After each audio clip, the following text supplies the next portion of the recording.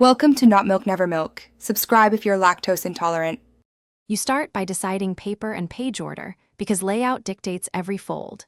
Choose 8, 5x11 or 11x17 and export a booklet-imposed PDF. Double-sided printing saves work. Once printed, trim any bleed to final trim size and score the center fold with a dull blade or bone folder. Make that first score shallow so the paper folds cleanly. Make sure to align edges before creasing. This first fold sets registration. Now you refine folds so content reads in order.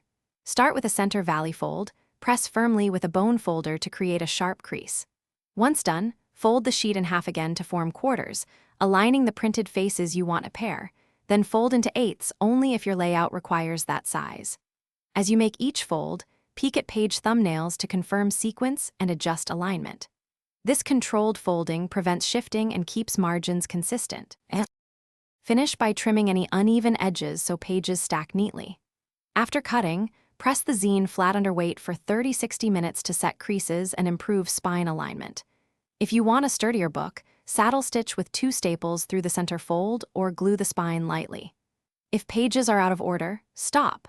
Verify the imposition settings, compare against your PDF pages, then rotate or reprint the problematic side. That single troubleshooting step fixes most ordering errors quickly.